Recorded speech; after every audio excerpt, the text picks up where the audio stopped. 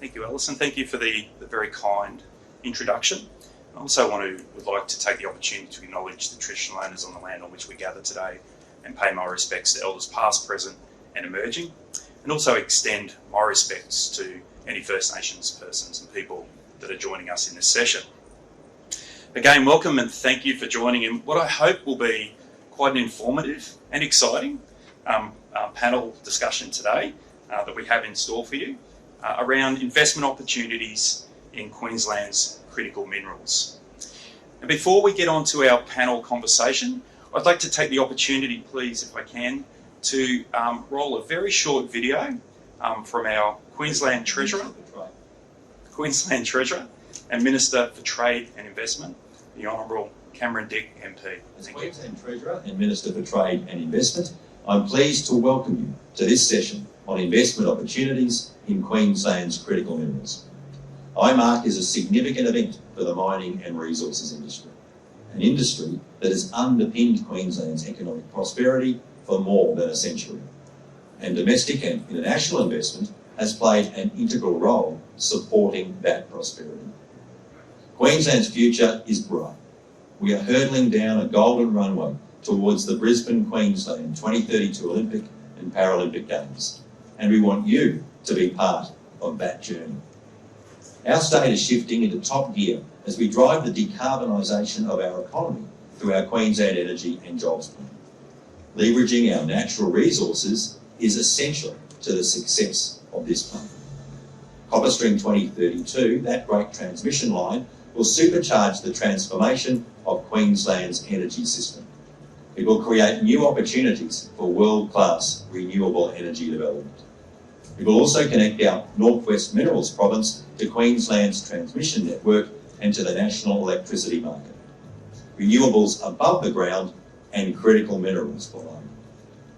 Queensland has the right combination of sunshine, wind and water to power large-scale renewable energy projects. Critical minerals are the next chapter in Queensland's resources story. That's why our government is investing in exploring, mining and processing critical minerals like copper, vanadium, cobalt and other rare earths. Our Queensland Critical Minerals Strategy details how Queensland can take action to secure our long-term economic prosperity. As you'll hear from today's session, government and industry will need to work together to position Queensland for the future of critical minerals and the resources industry. Our partnership will accelerate the momentum of investment. It'll boost confidence, unlock innovation and create a new generation of jobs. We're already partnering with the private sector on a range of investment opportunities, including the $75 million Queensland Resources Common User Facility. Strategically located in Townsville in our state's north, the facility will enable smaller mining companies to trial production processes for commercialisation. It's the first facility of its kind in the Asia-Pacific region. We've also launched our $100 million Critical Minerals and Battery Technology Fund. Alpha HPA is the first company to receive an investment through this fund. Alpha HPA will now take their high-purity alumina and convert it into sapphire glass used for smartwatches and camera lenses on smartphones.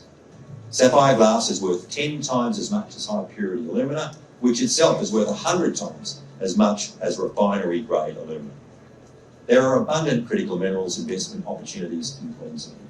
Whether it be energy transition and investment financing or opportunities across priority industries, our government is firmly focused on the future. We want Queensland companies to reach commercial viability and become production ready faster. We remain committed to securing significant value in the advanced materials supply chain and unlocking new export opportunities. The resource sector's transformation will lead to changes in the way industry operates. The overall result will be a more resilient and diversified industry that's well positioned for growth now and beyond 2050. In Queensland, we're energised by the opportunities that come from our resources industry. We look forward to welcoming you to Queensland and to supporting you in the future. Thank you. And as I said earlier, I think we've got a great, wonderful lineup of panellists today. I'm going to take the opportunity just to introduce them and ask them to say a little bit about themselves and their projects. I'd like to introduce firstly Rob Williamson. Now Rob is from Alpha HPA. He's the Executive Director and Chief Operating Officer, one of the companies that the Treasurer just mentioned in his presentation. Yeah, g'day everybody, and thanks for having me, Shaun. Alpha HPA is in the final stages of commercialising some Australian, in fact Queensland-based disruptive technology to produce high-purity alumina and other high-purity aluminium chemicals that are used in the tech sectors such as lithium-ion battery technology for e-mobility, LED technology, and the semiconductor space. And as the Treasurer mentioned, we also have a subsidiary business moving down the value chain into the production of synthetic sapphire for both LED production and also optics and other things like that. So yeah, it's an exciting business and keen to be part of the panel. Thank you, Rob. Our next panellist is Allison Hill. Allison is the State Chief Investment Officer with Queensland Investment Corporation. Thanks, Shaun. So for those of you who may not be as familiar with QIC was established in 1991 and is the investment manager on behalf of the state of Queensland. And one of the initiatives that we've recently undertaken with the government is the Critical Minerals and Battery Technology Fund that the Treasurer just discussed. And so my role is to invest and work alongside the government and the government entities in helping develop a strong outcome for the Queensland financial future. Thank you, Allison. Our next panellist is Chris Laserve. Chris is the Head of Investment with Queensland Treasury. Good morning, everyone. I lead the investment team at Treasury. There's about 60 of us in the team, and really our role is twofold. One is to facilitate large-scale projects, and that could be supporting proponents to sort of demystify government. That can sort of be alongside finding suitable sites, helping with planning processes, and helping to sort of navigate sort of internal government processes. But the other thing that we do is structure commercial agreements, and we structure those commercial agreements predominantly in two different areas. One is we manage a range of different funding programs, some large-scale funding programs, but also for opportunities that don't quite fit within those programs, we work with proponents to put in place bespoke funding agreements to deliver on government policy outcomes. Thank you, Chris. Thanks for the introduction. Our next panellist is Lynette Molyneaux. Lynette is the Director of Advanced Materials and Battery Council. Good morning, everyone. I am a researcher with the University of Queensland Centre for Policy Future, but in policy, but also a co-founder and director of the Advanced Materials and Battery Council. It was my fascination with all things policy which actually led me to co-found the Advanced Materials and Battery Council in an attempt to make sure that battery techs were able to commercialise in Queensland with support from Queensland to be able to participate in the supply chains emerging in the Northern Hemisphere. Thank you, Lynette. And our last but certainly not least panellist is Peter Mellor. Peter represents Heritage Minerals. Peter is the Commercial Director. Yeah, morning everyone. My name's Peter Mellor with Heritage Minerals.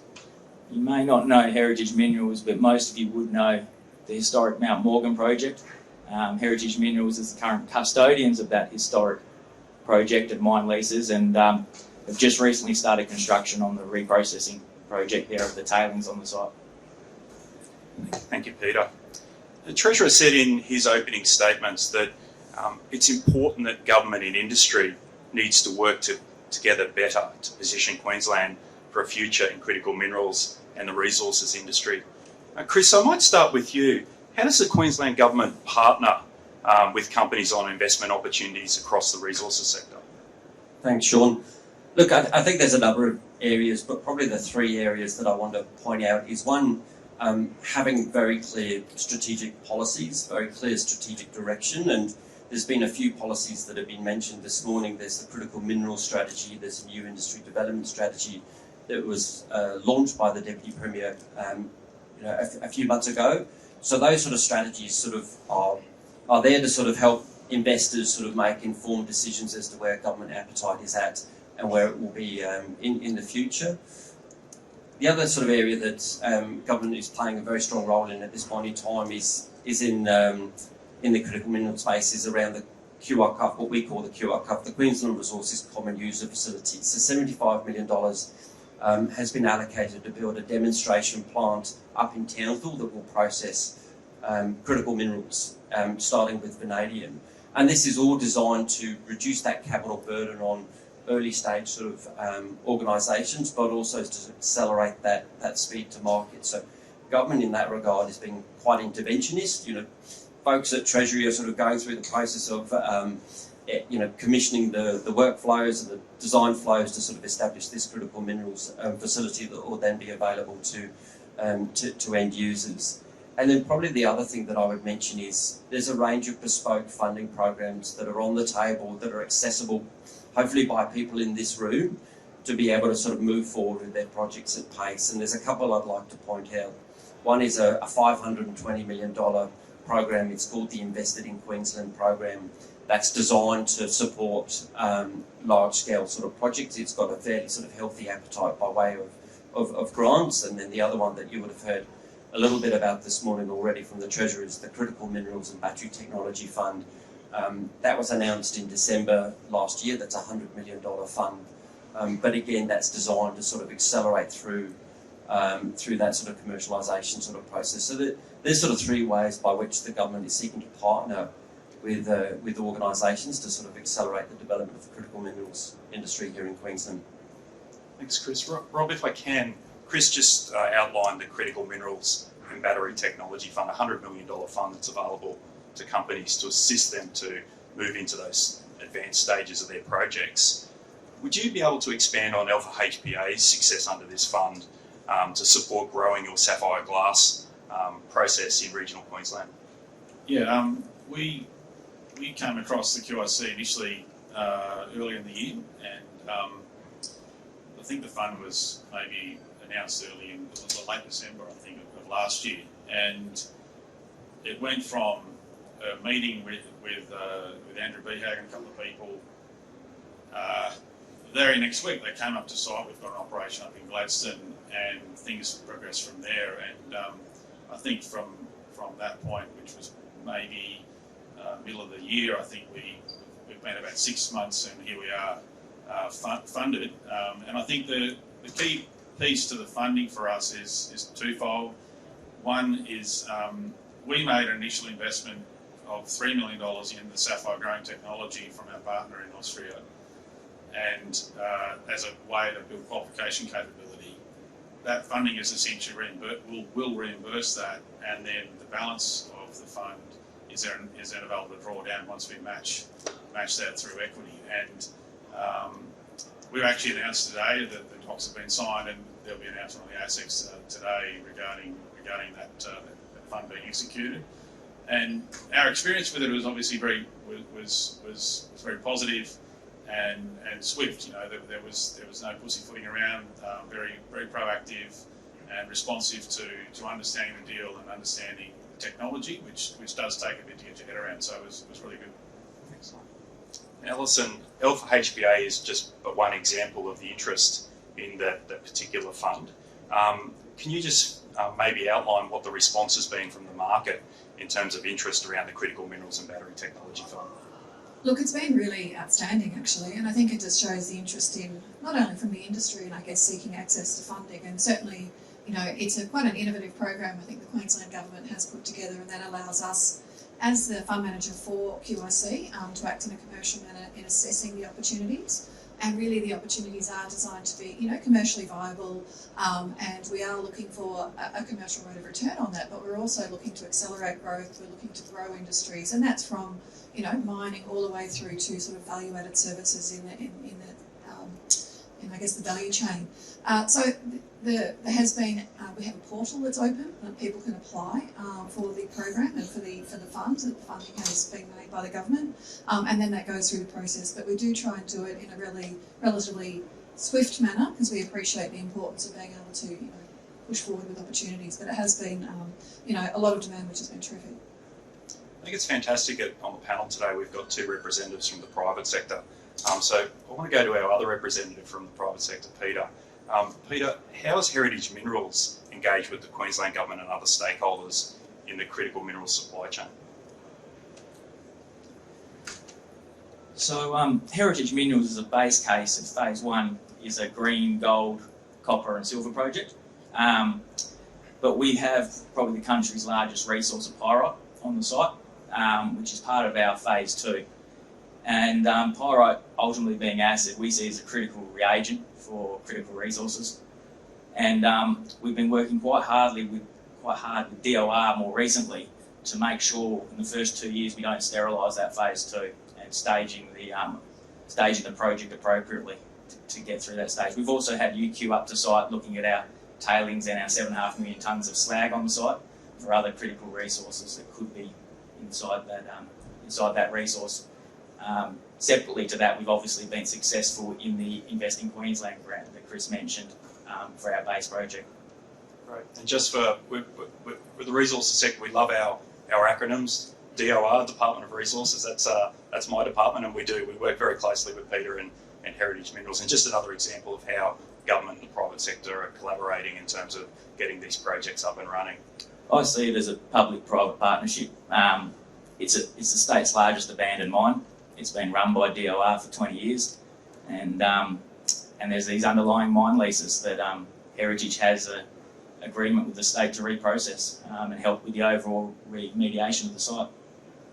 And being an abandoned mine, Heritage Minerals' story is very much about tailings reprocessing, which plays an important part and role in global decarbonisation efforts. So I want to throw this question to Lynette. Lynette, who are the global decarbonisation leaders, and what can Queensland learn from them? And what's Queensland's competitive edge in this market? And I'll speak questions. The decarbonisation has really started, the big push came from Europe with its Green Deal in 2019. That was based on significant policy influence, a real platform of policy, where the interesting part is that it was multiple areas of policy that all played together, from energy policy with transportation policy with finance mechanisms that supported climate policy, which in turn sought to gain advantage of economic development in the regions that were most likely to be affected by the significant impact of decarbonisation. So Europe led the pack. At the time, the US was not necessarily favourable on decarbonisation, but it took the election of President Biden for things to start changing in the States. And the Inflation Reduction Act, which came out in 2022, took a slightly different approach to attempting to decarbonise, where it was largely driven by tax incentives and loan guarantees, which sought to attract investments to the states to develop their mining and manufacturing capacity. So, there are two different approaches, but what both of those have done, including what's happening in Japan and China and all the rest, is created a significant demand. And how might Queensland play into that? The reality is that Queensland has critical minerals of its own. It might not have as much lithium as WA, but it certainly has a stack full of vanadium. It has rare earths. It has laterite ores for nickel and cobalt, and has access to New Caledonia. So it is well versed in terms of the critical minerals required for the clean energy transition in the global sphere. But also, something that is probably not necessarily mooted as much as it should be is Queensland's University are world leading in everything from the Sustainable Minerals Institute, which is world leading in terms of its identification of resources and the processing of resources, and hydrometallurgy in the Queensland University of Technology and University of Queensland is world leading in terms of leaching the purified metals at the requisite sort of carbon content, which is applicable to Northern Hemisphere markets, and then the material science, which is incredibly well placed not only to assist with the ongoing efficiency of lithium-ion batteries, but the commercialisation of vanadium flow batteries, but also with the new technologies that might come from or after lithium-ion batteries. So whilst we might have a partnership between the government and the industry. We also have researchers playing a role in this, which is what the council has been established to do, to bring researchers closer to industry to facilitate that commercialisation, which makes the process that much easier to get to the end point. Thanks, Lynette. Allison, Lynette mentioned a key point here that Queensland has the critical minerals. But that may not just be enough. It's that alignment of policy and alignment of funding and capital to be able to incentivise and bring those projects to market. How is Queensland positioned to attract institutional investment into the critical minerals space? I think, exceptionally well. The backdrop that Lynette outlined is obviously incredibly important. Overlaid with the fact that the Queensland government is a stable government, a supportive owner, and Queensland is an experienced state in terms of resources, and so it has the infrastructure, it has the skilled workforce. And I think overlaid that, showing sort of the initiative with the Critical Minerals and Battery Technology Fund really starts proving out that commercialisation concept, the fact that there is really interesting investments with strong commercial rates of return. In the other parts of my role, I liaise heavily with other institutional investors, and there is certainly strong commitments from many of those investors to net zero, and very much a burgeoning interest in critical minerals and thinking about how they may be able to get exposure to that space through time. So I think a program like the government has set up here is really helpful in proving out that track record and showing how the process can work. And look, just to, I guess, add a couple of observations. Both the Critical Minerals and Battery Technology Fund, that's a new fund. The Queensland Resources Common User Facility, that's a relatively new initiative. In both cases, they came about through direct conversation with industry, through direct conversation with a specific person on my left, and therefore, we are very keen to sort of engage with industry. We're very keen to sort of understand what the pinch points are, because at the end of the day, we want to be able to sort of put funding sort of solutions forward for government consideration to be able to sort of move the industry forward. So those are two examples that came about because there was really good sort of exchange of ideas between government agencies and between the private sector as to what the needs were from the private sector in order to be able to sort of accelerate their projects forward. So I would sort of encourage everyone in the audience and outside to come and have conversations with people at the Queensland stand to make sure that we're understanding what your challenges are in terms of growing your businesses in Queensland or establishing your businesses in Queensland, because that allows us to sort of collate that information and ultimately then sort of make policy suggestions through to government for consideration to be able to move the industry forward.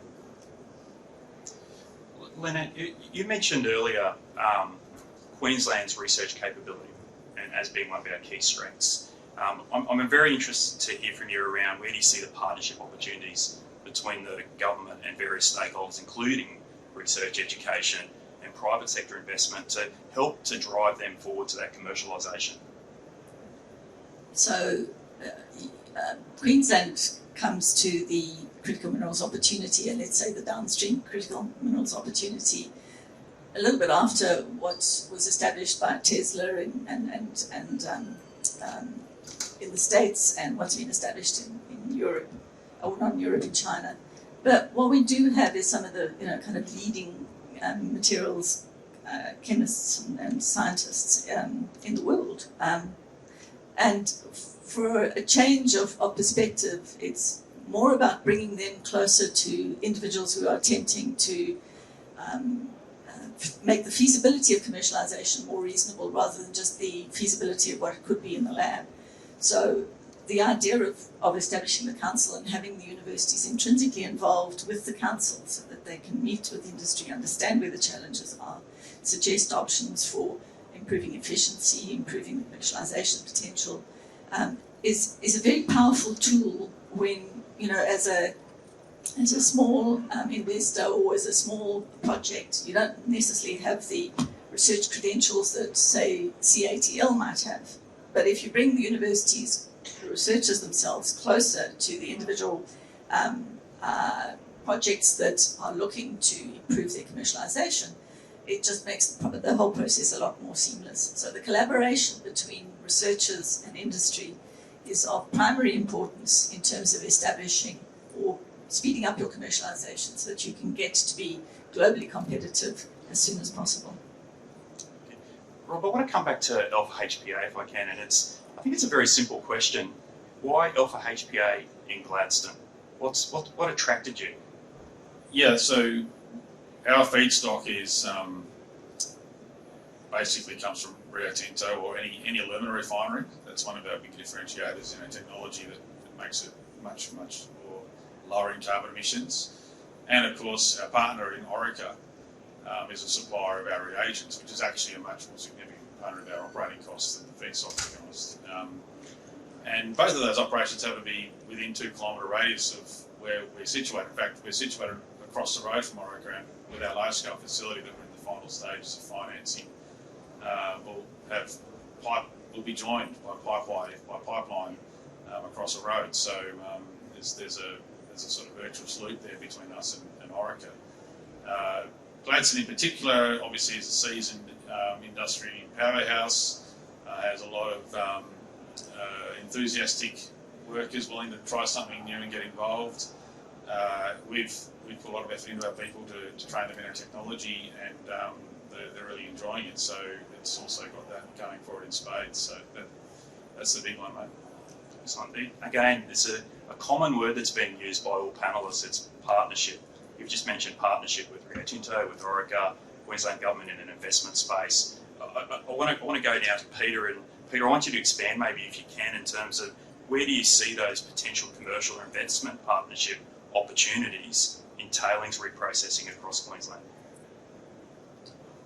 Yeah, so with our particular project, the initial remediation plan for the site back in the 2000s at greater than $500 million, there was an agreement developed by the state which effectively went to the mine leaseholders, which enabled them to reprocess the tailings on the site and help with the overall rehabilitation without taking on the 100 years of legacy issues of the site. And that's had a few custodians since that was signed in 2000, but now it's with Heritage Minerals, and that gives, I guess, the heritage comfort to go in and put some entrepreneurial money in and get the project feasible and off the ground. And we heard yesterday from Andrew there's 32 key mines, abandoned mines in Queensland, that reprocessing is one of the options that are being looked at there. Heritage has also adopted Green Gold's cyanide recycling technology, which Green Gold as a business is looking at tailings projects for existing mines, life of mine projects all over the world. It's still in them. So we take comfort in, I guess, their technology, and it really is appropriate for a tailings project to make it economically feasible and the best chance of success. So I think we're almost coming to the end of the time for the session. So I'm going to give Chris Laserve the last opportunity. Any closing thoughts or statements, Chris, from Queensland Treasury? Thanks, Shaun. Look, just a few points. I think, we've obviously got the resources. We've got circa 500 billion by way of critical minerals, particularly in the Northwest Minerals Province. We think we've got really clear, articulate policies as to where we want to play in terms of accelerating the development of that industry. We've put money on the table to support the development of the industry, to help organisations sort of commercialise the opportunities that are in front of them, to play a role in supporting their capex for some of the projects that they're seeking to deliver. But I do come back to that sort of partnership type sort of approach whereby we need to work together. We need, to sort of follow the Treasurer's message. We need to sort of work together to sort of seize on the opportunities that are in front of us. Certainly I know myself, my team in particular, is very keen to sort of work with individuals in the room and the industry more broadly to try and deliver on the outcomes. We've obviously got a couple of successes on the table, on the panel that are here today, but we want to sort of substantially expand upon that because we have a clear sort of understanding as to sort of where Queensland's future is. Thanks, Chris. And just to close out, I've heard some key themes coming through from the panel. Policy, alignment, investment, partnership, I think was a very key word that was used multiple times. Partnerships across government, industry and research opportunities to realise these opportunities across our sector. So please, we're coming very close to the end of time. I'd like to thank our panellists for joining us today, Rob Williamson, Allison Hill, Chris Lasserve, Peter Mellor and Lynette Molyneaux. Now, one shameless plug, our Queensland Critical Minerals Strategy and our Queensland booth is just outside. Some of the representatives from here and certainly the Queensland team is outside to answer any questions, engage, talk through our various strategies and policy, which are all very much framed around delivering a critical minerals future, critical minerals industry in Queensland, and yielding the benefits economically for the country. So thank you very much. Thank you for our panel.